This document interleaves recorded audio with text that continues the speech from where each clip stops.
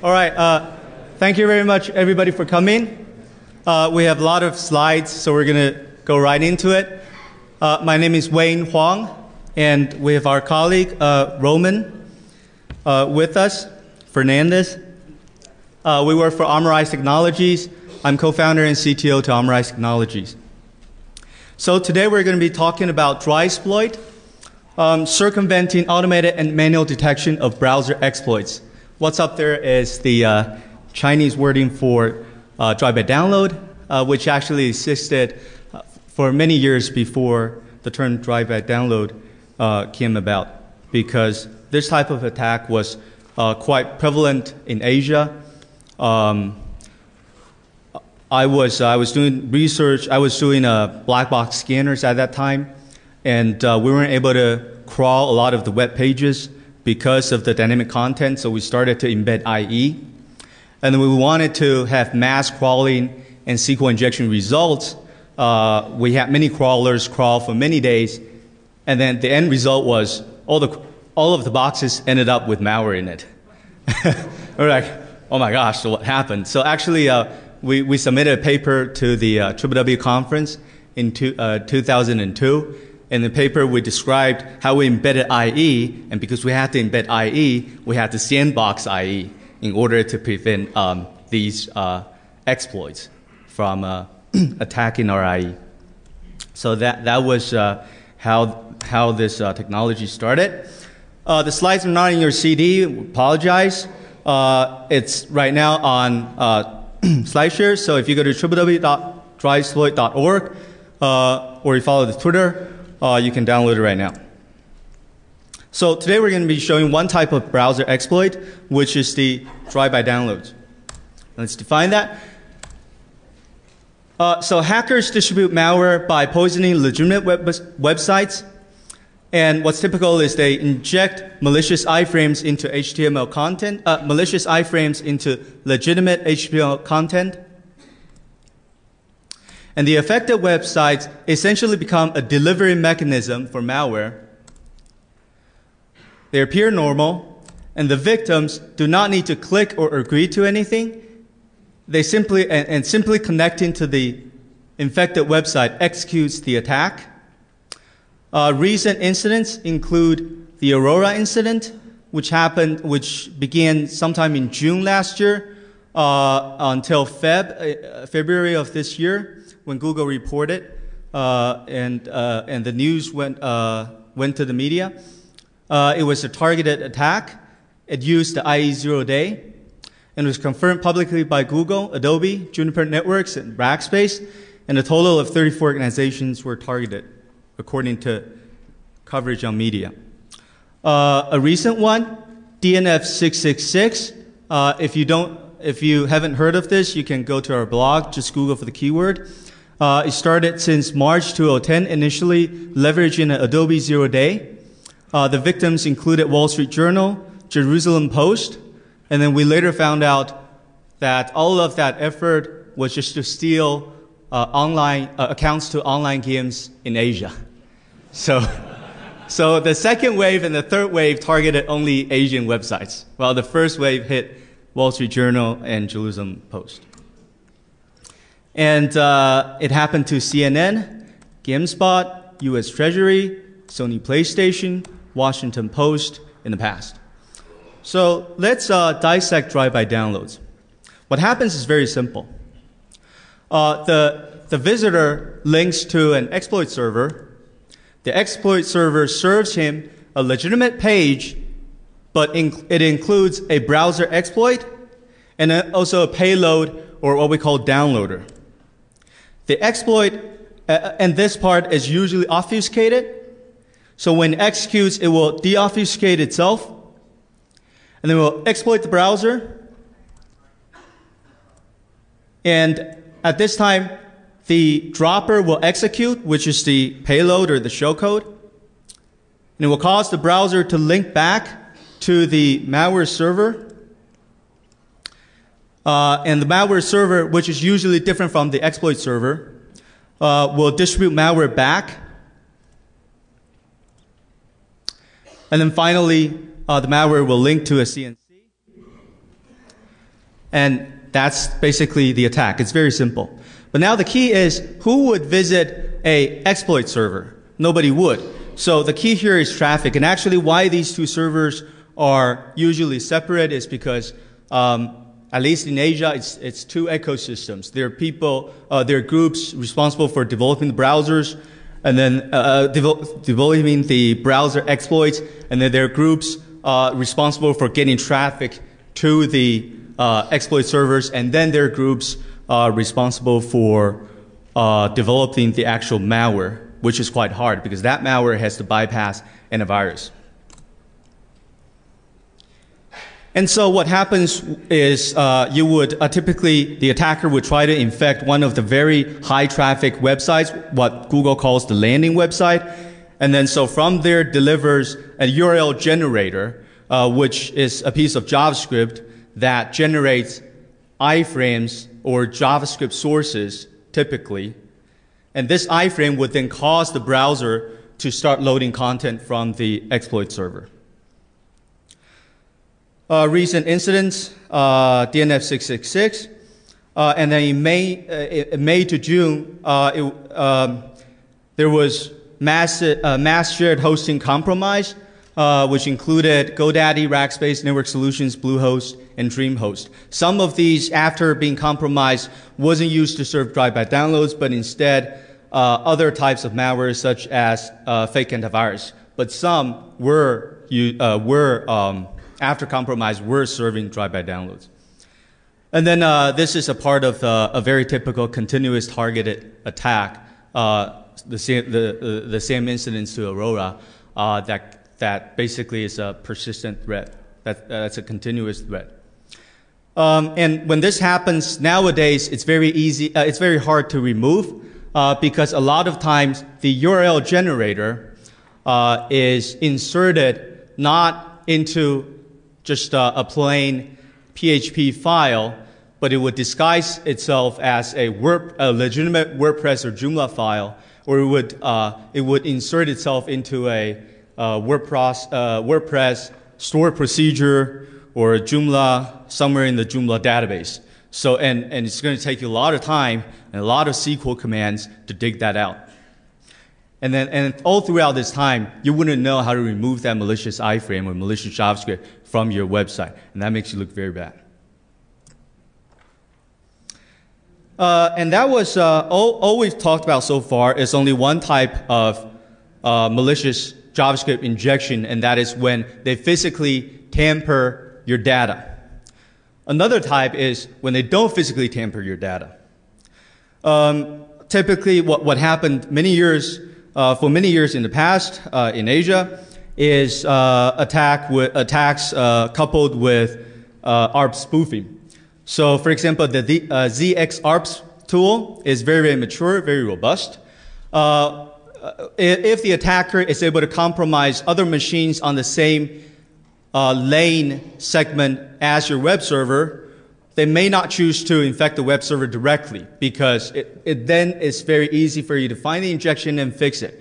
They would compromise another machine that can do ARP spoofing and then would use a tool like ZX ARPS to act as man in the middle, and then it would become the man in the middle, and then it would just basically be passing traffic through, but for every HTTP response that it gets from the server, it would inject a malicious script or iframe and then pass it back. So in that case, you think your visitors tell you that your website's compromised, you go in, you dig the database, you dig the files, you don't find anything, well, because they haven't tampered anything. In March 2009, what happened was websites like tw.msn.com and taiwan.cnet.com and other sites was attacked and embedded with malicious content. And down there you can see a Cisco advisory regarding it.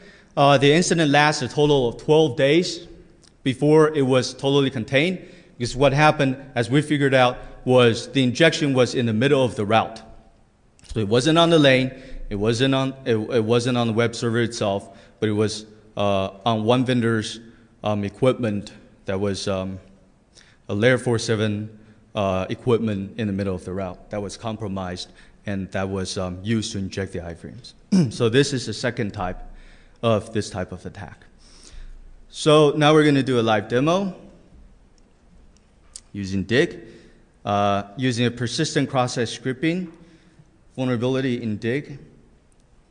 They have fixed this vulnerability already, but our link is still there. So let's go to DIG first. Firefox, where are you?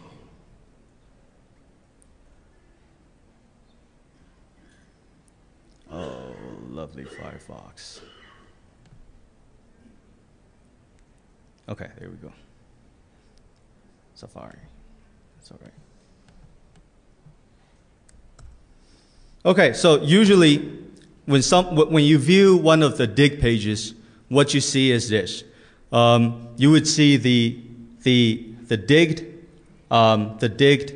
link and the description and people who dug it, this kind of thing. But let's look at the source code.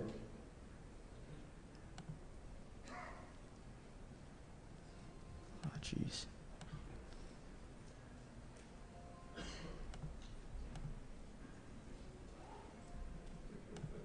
There we go. All right. And here you would see that, let me just zoom it for you because the room is so big. That includes www.zcrack.org/g. And it's included as an iframe source, right? As you see here, which shouldn't happen. So it's a very simple persistent cross-site scripting that exists in DIG, and the attacker, who is us for the demo, has used that to inject that iframe. So let's start our Drivesploit.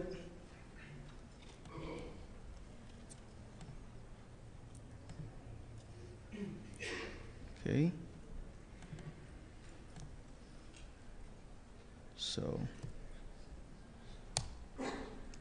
So we've implemented the Drivesploit framework on top of Metasploit. So now I'm starting Metasploit. Get this window smaller.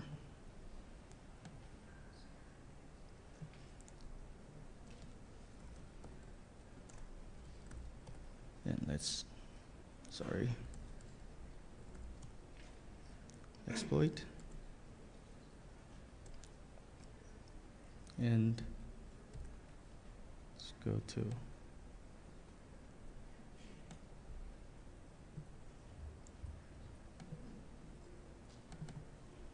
the victim machine.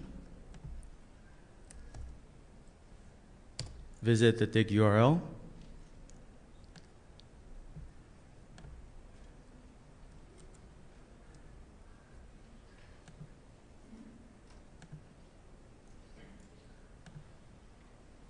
Okay, so as you can see, Metasploit serving, and we've chosen to use Meterpreter as the payload.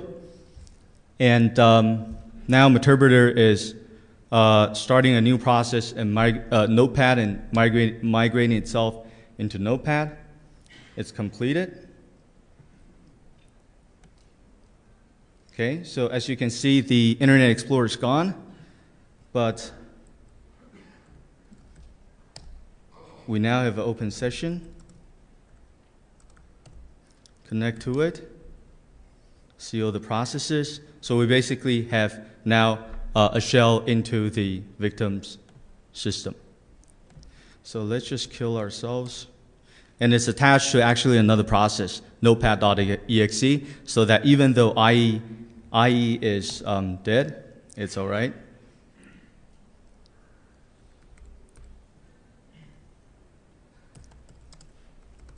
So I'll kill myself.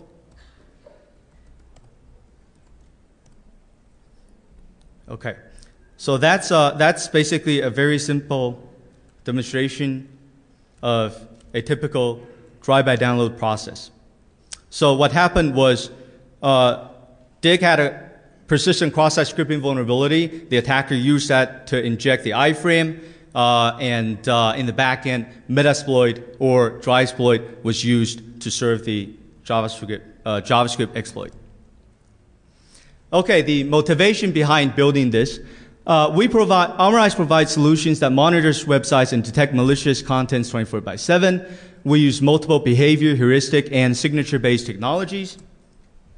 Most technologies are developed on our own, but we also integrate antivirus because behavior-based technologies that we use are very, very costly. And when you have to scan millions and millions of URLs a day, you end up paying hosting companies a whole bunch of money. So we started a while back looking if we can find some antivirus solutions that can be coupled with our behavior analysis. But they're very, very expensive. And so we spent a lot of time testing our own technologies and also selecting antivirus technologies. And the key to this type of testing is how good are we and them at detecting new drive-by downloads instead of old ones. But how do you get new drive-by downloads that don't exist? That's the problem. So we ended up getting the old exploits and then mutating them by hand to generate new exploits, and then testing out all these antivirus technologies in our own. And we ended up writing big messes of code. It was very hard to debug, and it was just taking us a lot of time. So we needed a good framework to help us replicate, manipulate, and mutate exploits found in the wild. No, we didn't say obfuscate. There's a difference, because when we say mutate, we're changing the raw basic JavaScript exploit in its raw form, and not in its obfuscated form, into new derivatives. So Drivesploit is born on top of Metasploit. Initial findings. Antivirus capabilities differ greatly. Desktop and API versions differ greatly in performance, meaning that an antivirus technology which really performs well for its desktop version may perform very poorly for its API version, which is the version that we want to use, right? It's basically a library or a console or an API for us to call. And also cost does not equal to performance. Surprisingly, the most expensive ones may not be the ones with the best performance, at least according to our testing. And so antivirus versus drive-by downloads. So we ended up getting quite confused, and we started calling these antivirus companies, and we were like, the results don't make sense, blah, blah, blah. And like, well, what are you testing? Well, we're testing JavaScript. And then they don't want to answer the call. And we call again, and well, we're testing JavaScript. Well, can you give us some explanation? Well, JavaScript is sissy stuff, We don't. So JavaScript to them is not hardcore stuff. Maybe it's true, right? I mean, yeah, PEs and everything and assembly, these are very hard. But unfortunately, we have to deal with JavaScript when we deal with drive-by download. And so, according to their explanation, as you can see, in our drive-by download process, the URL generator is JavaScript, the exploits are JavaScript, the malware itself is the PE binary, and they'll say, and this is what they said, well, we'll detect this part. So during the drive-by download detection process, if in the end that's going to exist and we're going to detect that. But unfortunately, that's not the case. Why? Because usually a malicious domain serving that piece of malware is going to be taken down 2-3 days later, but the injected domain, such as dig.com, the injection is still going to be there for a long time. And although that piece of malware is not valid anymore, is not active anymore, we still want to be able to detect that. The other thing is, nowadays, a lot of DNS, a lot of ISPs, when they find out that that domain is malicious and serving malware, would block that domain even though that domain is still active. And then sometimes it's just the, in the economy, the subscription period is over. You bought us, you paid us to serve for 2 days. It's now past the period. You haven't paid up, so we're temporarily shutting it down. That doesn't mean that we're not going to reopen again. And so we want to focus on all of the JavaScript. And that's why we can't just rely on PE detection. So the deal here is ECMA scripts, which is JavaScript, VB script, Adobe JS, and ActionScript. And so we want to take this part out. Okay, we want to take this part out and replace the exploit server with Metasploit and use Meterpreter or something similar as payload, which basically does memory injection instead of trying to download a piece of malware and writing it to disk and have that malware do the malicious stuff. We want a payload such as Meterpreter, which also exists in the wild. And so that we can test this out, and we can test out the abilities of technologies just detecting the injected JavaScript or the JavaScript exploits. So drive-by downloads, what do they want to do? They want to avoid detection at the victim's desktop. They also want to avoid detection by UTM's gateways. And they also want to avoid detection by automated monitors, which are services like those that we provide, or live for as long, and they basically want to live for as long as possible. So, conclusion. What are we going to do? First, reduce exposure. And you do that by selectively. Serve selectively. For example, you can serve only to each IP only once. You log the IP that you've served to. Because if the visitor visits you for the first time and your exploit doesn't succeed, forget about it, right? But don't serve to him the second time because he might be somebody working at an antivirus company. Avoid detection and analysis. Then you got to mutate well. So Drivesploit basically is trying to mimic these two goals of drive-by downloads. Serve selectively.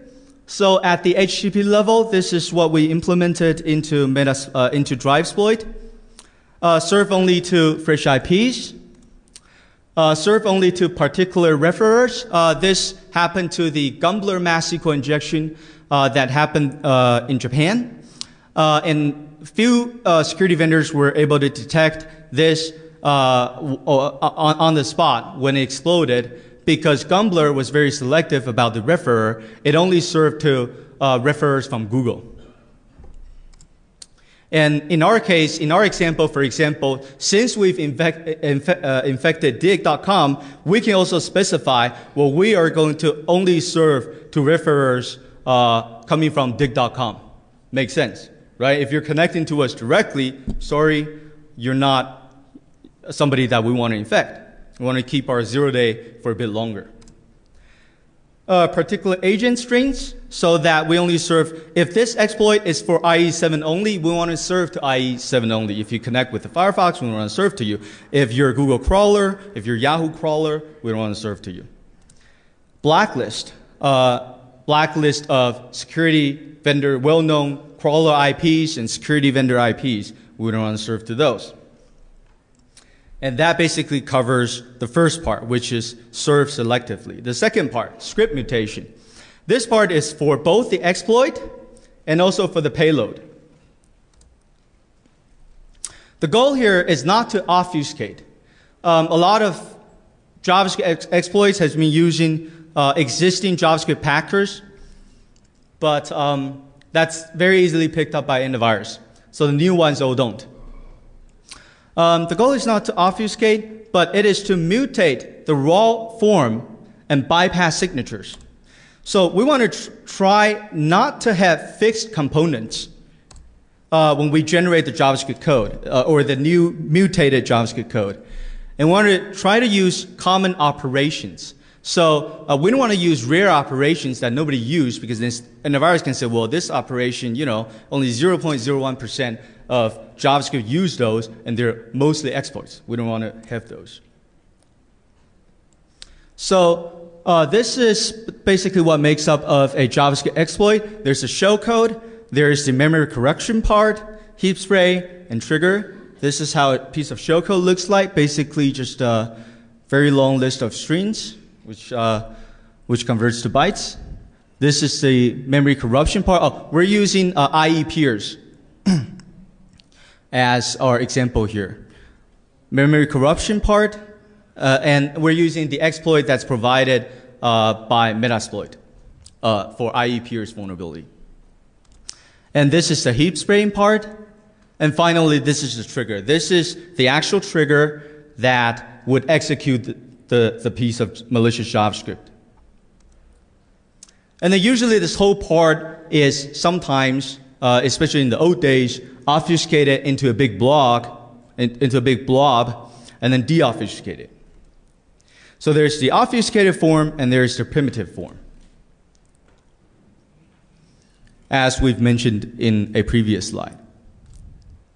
And so you would start with the trigger, and the trigger would then cause the deobfuscator to deobfuscate the blob, and then execute the the heap spray and then the memory corruption. So with this entire part, the primitive or raw form, we want to mutate, and then for the triggering part, we want to prevent in case we are inside a sandboxed or detection environment. So we want to know if we're inside a sandboxed environment, then we want to prevent ourselves from executing anything. So mutation features implemented so far. We've implemented 5 main features so far. One is JavaScript random variable auto replacement. It accepts a piece of JavaScript. It parses the JavaScript according to the JavaScript grammar. It identifies all names, including variable names and function names, and it auto replaces those variable names and function names with random names. There is already a class in Metasploit called obfuscate.js that does similar things, but you have to identify all the names yourself for it, which is very error prone in our testing process because sometimes we just miss some variables or function names. And also when we do that, it just creates a big mess. So we want to have one function call and say, this is a piece of JavaScript. Replace all the variable names and function names with random variables of our definition. We want every random variable to be of 4 to 10 characters in length. So right now it's all random. We're thinking about adding a dictionary to it so it doesn't look strange, right? If a dictionary of, 1,000 words, that may work. And passes back the new JavaScript and a vector of old new name mapping. So you know which of your variable is replaced with which name. And this is how you actually use it in Drivesploit. The second one is very, very commonly used. It's called JavaScript concat string obfuscation. So this is how you use it. Basically, you call it, and you give it a piece of string, which can be the shellcode. And this is Metasploit, as you know, has a lot of encoders already. But when you're putting shellcode inside JavaScript, you have a lot of ways to further obfuscate that piece of shellcode because you can execute JavaScript. So this is a very commonly used but very effective algorithm, and that is I give you a piece of JavaScript, a piece of shellcode, and then you split the strings, and then you generate JavaScript that add the strings back and pass me back the JavaScript. So I'll show you how this works. This, for example, is our shellcode string. We would randomly chop it according to how you want us to chop it. So, for example, chop every 4 to 8 characters. We randomly chop it into segments. We would then assign the segments to variables, okay, to layer 1 variables, and then we would scramble these assignments so that they look like this. All right, so now, as you can see, the middle section appears first. This makes it very hard for heuristic-based pattern-based detection algorithms. So that's layer 1, and then we would do layer 2, right? We will add these. We would then add these two together into layer 2 variables, and then we would then again scramble these. Okay, and we'll continue until we added everything together. So finally, this is a script that will be passing back to you. Of course, all the variable names are going to be randomized. They're just put this way for easier reading. And D1 is underlined because we're going to give you this whole new chunk of JavaScript and the variable name so that you know that that variable name in the end contains your shellcode string. The third one is JavaScript random text insertion. And what it does is it's also very commonly used in the wild. What we want to do here is the goal is not to beat antivirus. The goal is to simulate what's been used in the wild so that we can compare technologies. So this function call would ask us to ask Drivesploit to generate a random four character string and then insert into the original string for every 6 to 10 characters. And then we'll return you the new string. And number 4 is numeric literal mutation. A lot of times, JavaScript antivirus is sampled by these fixed numeric literals. And so we'll have a function that's a slash space. So basically, you pass us a numeric literal or a hex code.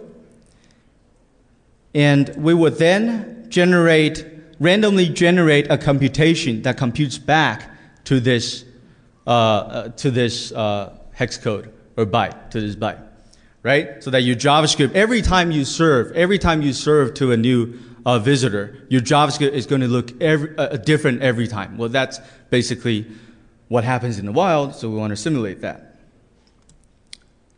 And so before, your JavaScript code would look like something like this, the line above. Now your JavaScript looks something like the line below.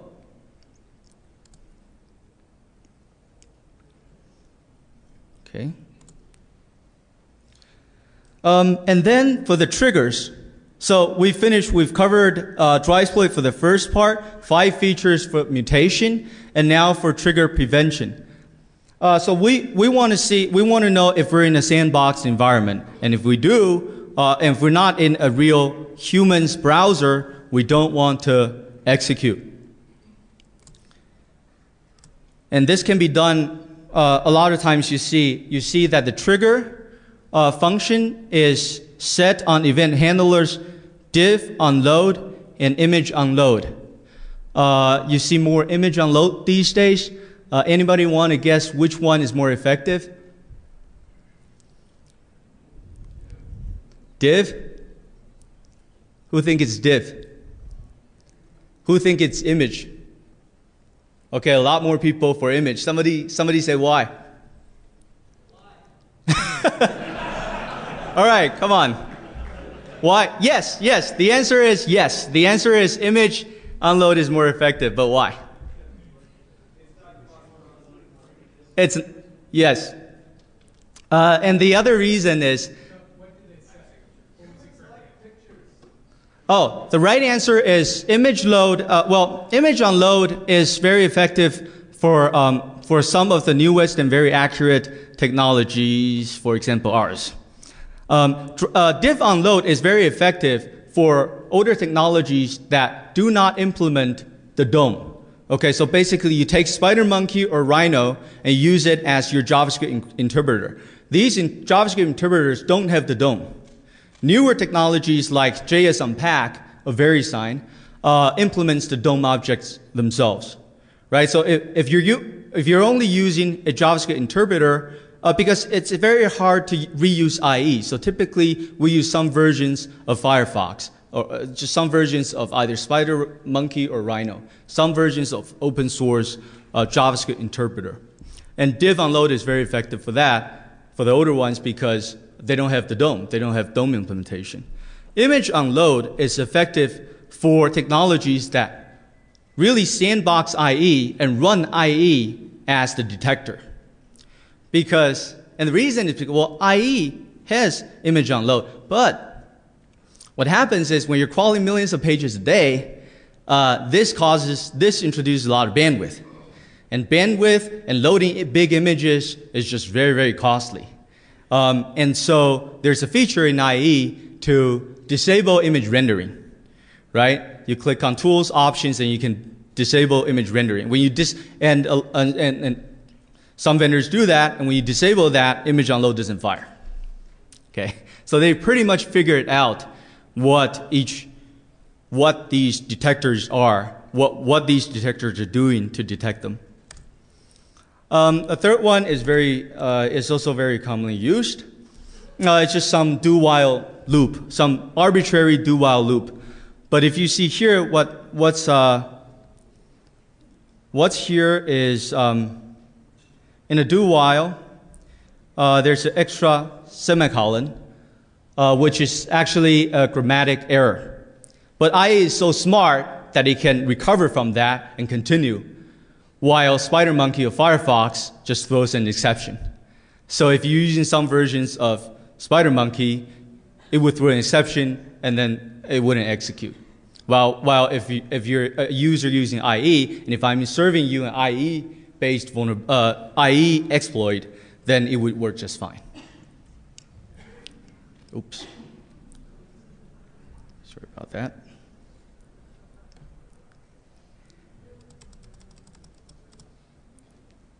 Okay, so we implemented some of these, and then we tested it out. So we implemented these in Drivesploit, and then we generated the XML files, and then we uploaded them to VirusTotal, and we used IE peers as the JavaScript exploit. The plain IE peers on VirusTotal hit 17 detections. And randomizing variables, although it was pretty hard to do, considering we had to parse JavaScript, wasn't really effective. So in Taiwanese, we call this bo cai. It means too bad for us. When we used random text injection into the shellcode itself, we brought this down to 13. So from 17 to 13, which is good. When we use random variables plus string shellcode string injection plus concatenation, meaning splitting it up, we ended up with 11 out of 42. So from 17 down to 11. So at this point, we pretty much thought that since we reduced 6 of them, we pretty much thought that roughly 6 of these antivirus detectors were based on the shellcode itself. Okay, so when we completely scrambled the shellcode, we only bypassed 6 of them, while the others was also sampling the rest part of the JavaScript, which included the memory corruption part and the heap spray part and the trigger part. And so when we used concatenation of shellcode plus the rest of the code, it came down to 1 out of 62, which was very good. Which one? Oh, which one? It's down here. It happens to be down here, so it happens to be down here. And this one, to be honest, is very good. Okay?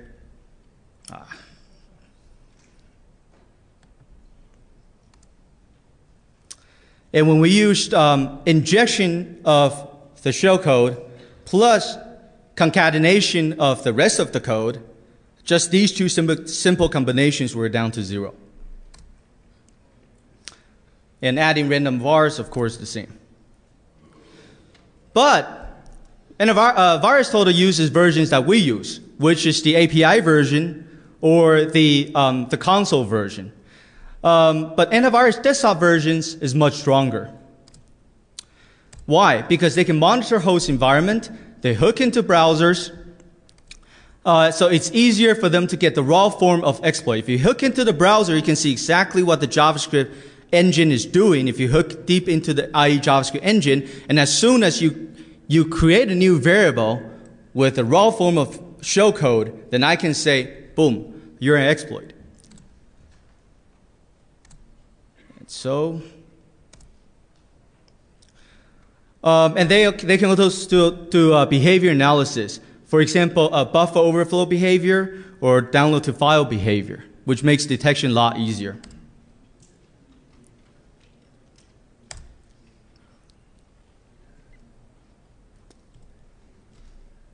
Okay.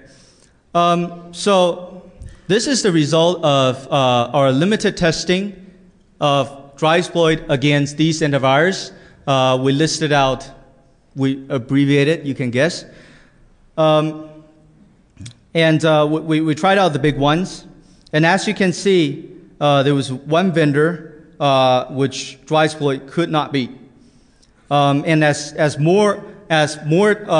we use more features, for example, concatenation of the shellcode plus concatenation of the code itself, or injection of the shellcode plus concatenation of the code itself, we start to beat more and more antivirus.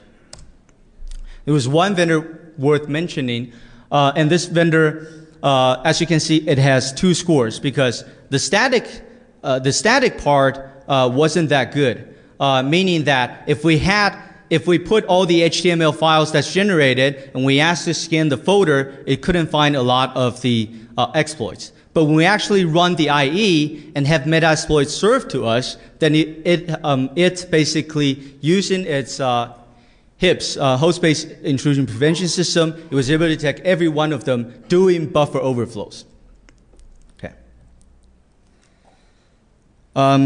So we're originally going to do a demo to show you how, as we add more triggers, we can bypass, add more of these features, we can bypass most of them, but I think we're going to be out of time, and we'll leave time for some questions. So finally, again, this is to be triggering behavior-based encryption.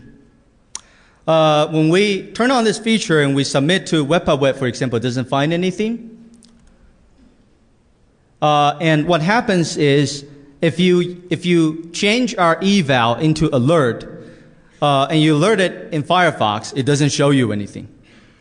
Okay? But you alert in IE, and it shows you the actual, what we're trying to do, the exploit. So what we did is we said, okay, we're going to encrypt our exploit with a key. And that piece of key can only be generated if you are the correct target browser. So if you're IE7, then if this exploit is for IE7, then only IE7 is going to be able to generate that key. So as you can see, every browser has a lot of different features and different behaviors.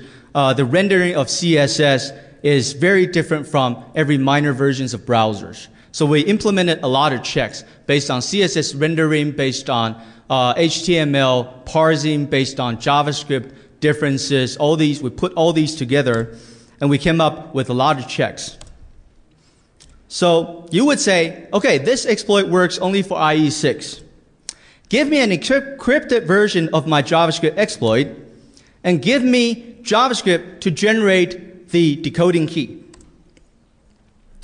And the key is only correctly generated if JavaScript is run under IE6. So what we would do is we would say, okay, in order to correctly detect IE6, we're going to use this subset of our checks: 1, 3, 4, 6, 8, 9, 12, 14. All right, and we're going to generate, we're going to assign them to each variable. We're going to generate this piece of JavaScript to be served together with the exploit, and then we would generate the correct answers. If you are IE6, the correct answers should be those. And then we would scramble it up. So as you can see, the R value is scrambled up, but the L value, which is ABCDE, remains the same. And that effectively scrambles up the bits, the correct bits. Which means, although we're serving to a lot of IE6, we're generating a one-time key for every browser. So it's not like IE6 always has the same key, right? Because of this randomization. And so we'll use this as the one-time key, and we'll encrypt, and we'll use server-side script, which in case Metasploit is in Ruby, to encrypt the JavaScript using that key. And then we'll generate this piece of decoding JavaScript. Of course, all the variables are, again, going to be randomized. And so this effectively is very, very effective right now against most behavior-based technologies, because unless you're running the exact version of IE or operating system or what have you, then you're not going to be able to decode this piece of JavaScript. So, conclusion, why is it so hard for antivirus? Because antivirus is designed to install on desktops and notebooks. So desktop and notebooks have very complicated behaviors, strict resource complaints, and therefore AVs and gateway vendors rely on signature-based technology that has to be lightweight and accurate.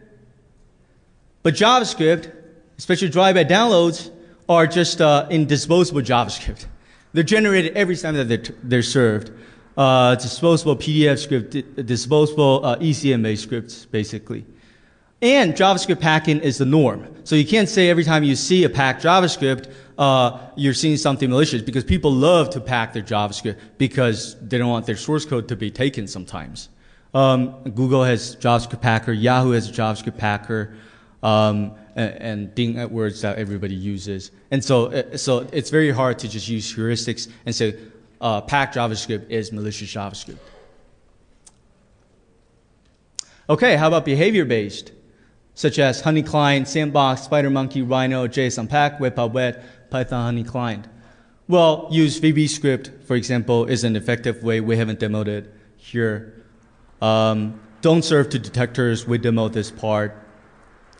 Fingerprint-based encryption, and also very little but effective techniques. For example, sleep for some time, right? Because if you have to scan millions and millions of pages a day, if you're Google, you don't have time to wait for 3 minutes to see if some JavaScript executes or not. And so that one line can be pretty effective. Oh, well, it's not sleep, it's set timeout, but it's the same concept, or time lock puzzles.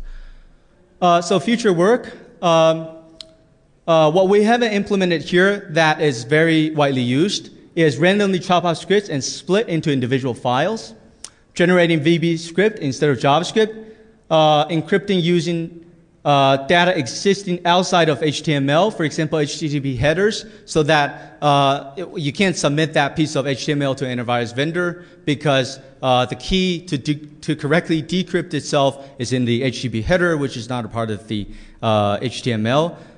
So all these are future work, and Drivesploit is open source, and we really are looking for contributors to join us. Discussion. The talk that we heard this morning by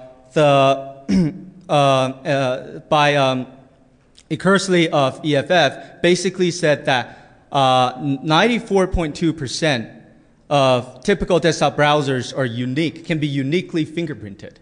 As you know, drive-by download is widely used in targeted attacks. So if the percentage is that high, because in targeted, what people don't understand about drive-by downloads is it's not the technology. It's not why drive-by downloads are used effectively in targeted attacks. It's not only because of the technology. What's a targeted attack? It's targeted, meaning you're a targeted person that the attacker wants to attack. You call your colleague and say, hey, I want to know this data. Can you send me the email right away? The attacker knows about it somehow immediately and sends you the email immediately with a drive-by download. That's a targeted attack. And this happens quite a lot.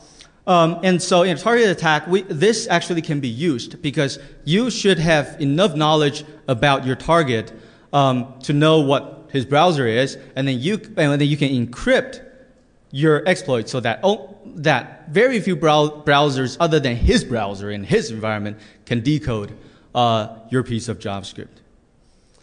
And that ends the talk. I'm sorry we're out of time for questions, but I'll be here to answer your questions. Thank you. All right. Thank you very much, everybody, for coming. We have a lot of slides, so we're going to go right into it. My name is Wayne Huang, and we have our colleague, Roman, with us, Fernandez. We work for Armorize Technologies. I'm co-founder and CTO to Armorize Technologies. So today we're going to be talking about Drivesploit, circumventing automated and manual detection of browser exploits. What's up there is the Chinese wording for drive-by download, which actually existed for many years before the term drive-by download came about, because this type of attack was quite prevalent in Asia. I was doing research. I was doing black box scanners at that time, and we weren't able to crawl a lot of the web pages because of the dynamic content. So we started to embed IE, and then we wanted to have mass crawling and SQL injection results. We had many crawlers crawl for many days, and then the end result was all of the boxes ended up with malware in it. We're like, oh my gosh, so what happened? So actually, we submitted a paper to the WWW conference in 2002. In the paper, we described how we embedded IE, and because we had to embed IE, we had the sandbox generator, which is a piece of JavaScript that generates iframes or JavaScript sources, typically. And this iframe would then cause the browser to start loading content from the exploit server. Recent incidents, DNF 666, and then in May to June, there was mass shared hosting compromise, which included GoDaddy, Rackspace, Network Solutions, Bluehost, and DreamHost. Some of these, after being compromised, wasn't used to serve drive-by downloads, but instead other types of malware, such as fake antivirus. But some were after compromise, were serving drive-by downloads. And then this is a part of a very typical continuous targeted attack, the same incidents to Aurora, that basically is a persistent threat. That's a continuous threat. And when this happens nowadays, it's very easy. It's very hard to remove because a lot of times the URL generator is inserted not into just a plain PHP file, but it would disguise itself as a legitimate WordPress or Joomla file, or it would insert itself into a it used the IE0 day, and was confirmed publicly by Google, Adobe, Juniper Networks, and Rackspace, and a total of 34 organizations were targeted, according to coverage on media. A recent one, DNF 666. If you haven't heard of this, you can go to our blog, just Google for the keyword. It started since March 2010, initially leveraging an Adobe Zero Day. The victims included Wall Street Journal, Jerusalem Post, and then we later found out that all of that effort was just to steal online accounts to online games in Asia. So the second wave and the third wave targeted only Asian websites, while the first wave hit Wall Street Journal and Jerusalem Post. And it happened to CNN, GameSpot, US Treasury, Sony PlayStation, Washington Post in the past. So let's dissect drive-by downloads. What happens is very simple. The visitor links to an exploit server. The exploit server serves him a legitimate page, but it includes a browser exploit and also a payload, or what we call downloader. The exploit, and this part is usually obfuscated. So when it executes, it will deobfuscate itself, i.e., in order to prevent these exploits from attacking our IE. So that was how this technology started. The slides are not in your CD. Apologize. It's right now on SlideShare. So if you go to www.drivesploit.org or you follow the Twitter, you can download it right now. So today we're going to be showing one type of browser exploit, which is the drive-by downloads. Let's define that. So hackers distribute malware by poisoning legitimate websites. And what's typical is they inject malicious iframes into HTML content, malicious iframes into legitimate HTML content. And the affected websites essentially become a delivery mechanism for malware. They appear normal, and the victims do not need to click or agree to anything. They simply connecting to the infected website executes the attack. Recent incidents include the Aurora incident, which began sometime in June last year until February of this year, when Google reported and the news went to the media. It was a targeted attack. And then we'll exploit the browser. And at this time, the dropper will execute, which is the payload or the shellcode. And it will cause the browser to link back to the malware server. And the malware server, which is usually different from the exploit server, will distribute malware back. And then finally, the malware will link to a CNC. And that's basically the attack. It's very simple. But now the key is, who would visit a exploit server? Nobody would. So the key here is traffic. And actually why these two servers are usually separate is because, at least in Asia, it's two ecosystems. There are people, there are groups responsible for developing the browsers, and then developing the browser exploits, and then there are groups responsible for getting traffic to the exploit servers, and then there are groups responsible for developing the actual malware, which is quite hard because that malware has to bypass antivirus. And so what happens is you would typically, the attacker would try to infect one of the very high traffic websites, what Google calls the landing website, and then so from there delivers a URL